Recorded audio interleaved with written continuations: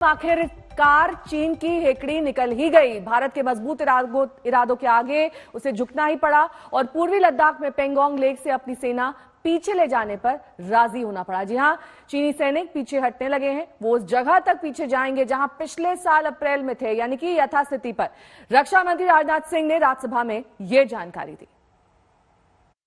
भारतीय सेनाओं ने इन सभी चुनौतियों का डटकर सामना किया है सभापति महोदय, तथा अपने शौर्य और बहादुरी का परिचय पेंगोंग त्सो के साउथ एवं नॉर्थ बैंक पर दिया है।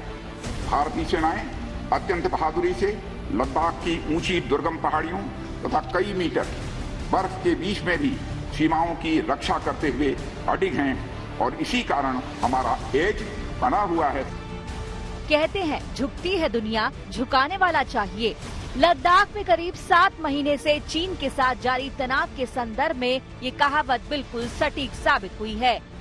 भारतीय सैनिकों की अदम्य दिलेरी और मोदी सरकार की कूटनीतिक कोशिशों के आगे आखिरकार ड्रैगन ने हथियार डाल दिए। चीन की सेना ने पेंगोंग लेक से पीछे हटना शुरू कर दिया है। रक्षा मंत्री राजनाथ सिंह ने आज राज्यसभा में ये अहम जानकारी दी।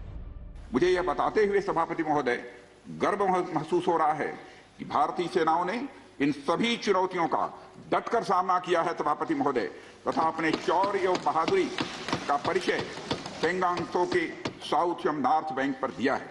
इस समझौते पर कार्रवाई कल से नॉर्थ एंड साउथ बैंक पर प्रारंभ हो गई है।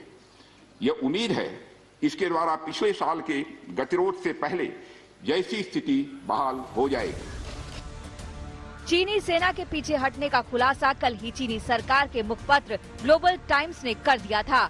आज संसद में बयान से रक्षा मंत्री ने इस पर मुहर लगा दी। रक्षा मंत्री ने इस समझौते की विस्तार से जानकारी दी।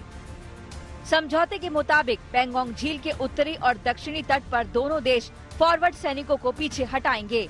चीन जहां अपनी सेना को उत्तरी तट पर फिंगर 8 के पूर्व की तरफ रखेगा, वहीं भारतीय सेना फिंगर 3 के पास स्थित अपने स्थायी बेस मेजर धान सिंह थापा पोस्ट पर रहेगी। सैनिकों की वापसी की प्रक्रिया के बाद बाकी मुद्दों के हल पर बातचीत जारी है।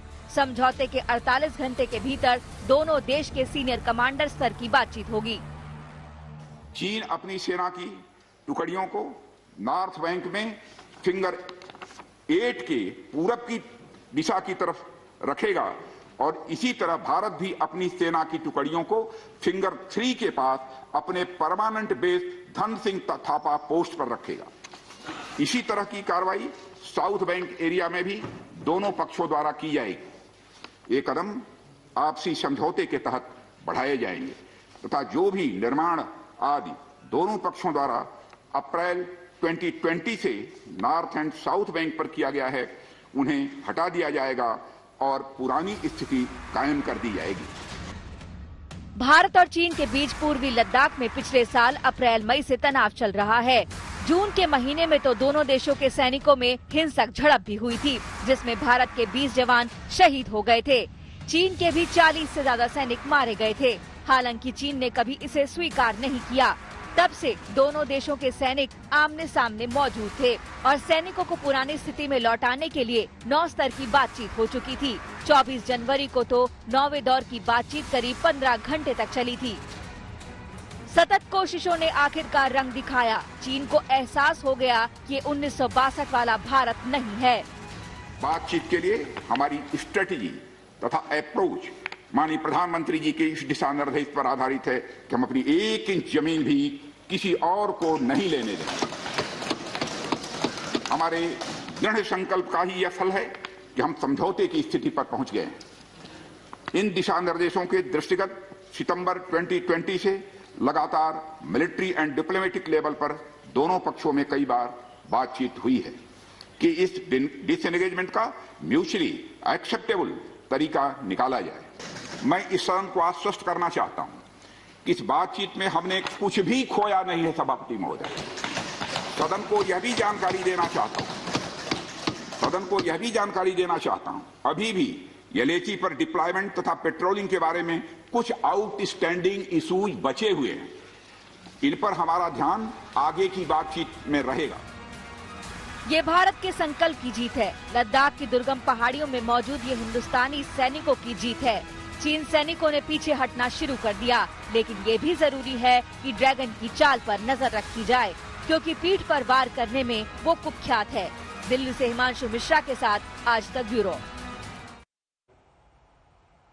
चलिए अब आपको दिखा देते हैं कि कैसे रक्षा मंत्री के बयान के मुताबिक यथास्थिति बहाल होने वाली है, कैसे पेंगोंग झील से पीछे हटने वाला है चीन।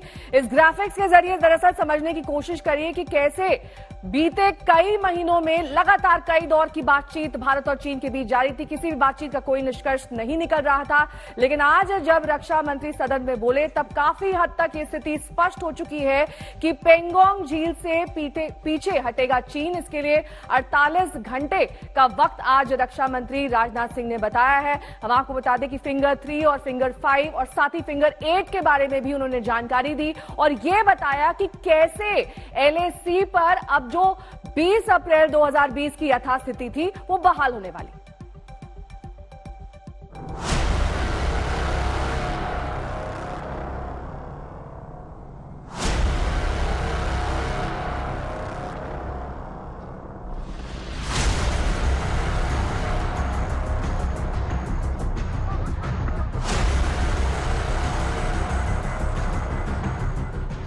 पेंगोंग त्सो से अगर चीन अपने सैनिकों को पीछे हटाने पर राजी हुआ है तो इसके पीछे है हिंदुस्तान का दृढ़ संकल्प कि भारत अपनी 1 इंच जमीन पर भी किसी को कब्जा नहीं करने देगा। दुश्मन के हर नापाक इरादे का मुंह तोड़ जवाब दिया जाएगा। किसी को भी जरा भी भ्रम या संदेह नहीं होना चाहिए। भारत शांति चाहता है, लेकिन भारत उकसाने पर हर हाल में यथोचित जवाब देने में सक्षम है। गलवान में पिछले साल जून में भारतीय सैनिकों पर धोखे से चीन के वार के बाद प्रधानमंत्री नरेंद्र मोदी और रक्षा मंत्री राजनाथ सिंह बारी बारी लद्दाख गए थे। भारत माता की जय। वहां उन्होंने चीनी सैनिकों को मुंह तोड़ जवाब देने वाले जाबाज सैनिकों का हौसला बढ़ाया था और अपने बयानों से साफ कर दिया था कि चीन बीते दिनों के सपने से बाहर आए और हिंदुस्तान को कमजोर समझने की भूल न करे। भरोसा दिलाना चाहता हूं, हमारे जवानों का बलिदान व्यर्थ नहीं जाएगा। हमारे लिए भारत की अखंडता और संप्रभुता सर्वोच्च है और इसकी रक्षा करने से हमें कोई भी रोक नहीं सकता। तब से भारतीय सैनिक मुस्तैदी से लद्दाख की बर्फीली चोटियों पर मौजूद रहे। हाड़ कपा देने वाली ठंड से चीनी सैनिकों की अदला बदली की खबरें आती रहीं, लेकिन भारत के वीर बगैर किसी शिकन के फौलादी इरादे के साथ डट कर खड़े रहे। इसी फौलादी इरादे ने आखिरकार चीन को पीछे हटने पर मजबूर कर दिया।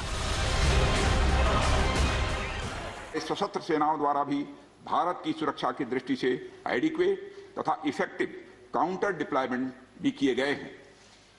मुझे यह बताते हुए सभापति महोदय गर्व महसूस हो रहा है कि भारतीय सेनाओं ने इन सभी चुनौतियों का डटकर सामना किया है सभापति महोदय, तथा अपने शौर्य और बहादुरी का परिचय पेंगोंग त्सो के साउथ एवं नॉर्थ बैंक पर दिया है।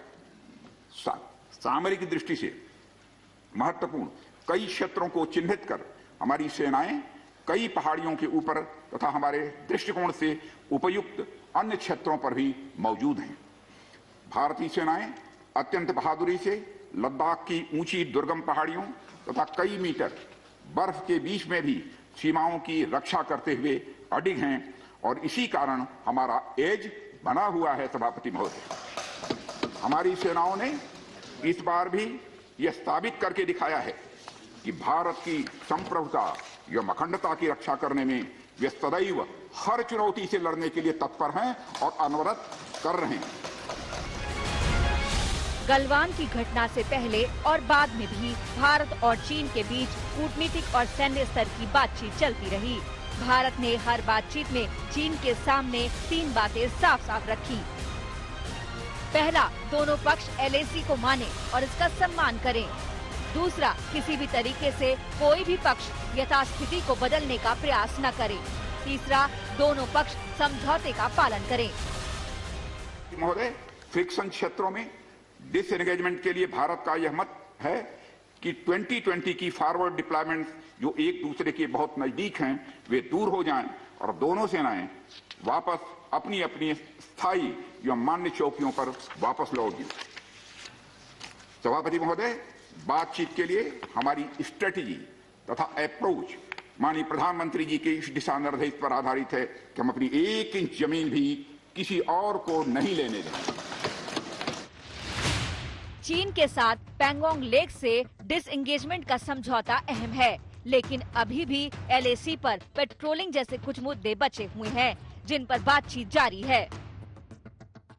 फ्रिक्शन क्षेत्रों में डिसएंगेजमेंट के लिए भारत का यह मत है कि 2020 की फॉरवर्ड डिप्लॉयमेंट जो एक दूसरे के बहुत नजदीक हैं वे दूर हो जाएं और दोनों सेनाएं वापस अपनी अपनी स्थायी या मान्य चौकियों पर वापस लौट गई। सभापति महोदय, बातचीत के लिए हमारी स्ट्रेटेजी तथा अप्रोच माननीय प्रधानमंत्री जी के इस दिशा निर्देश पर आधारित है कि हम अपनी 1 इंच जमीन भी किसी और को नहीं लेने देंगे। टकराव किसी समस्या का हल नहीं, सतत विकास के लिए जरूरी है शांति। चीन को इतने दिनों बाद आखिरकार ये बात समझ आ गई। आज तक ब्यूरो।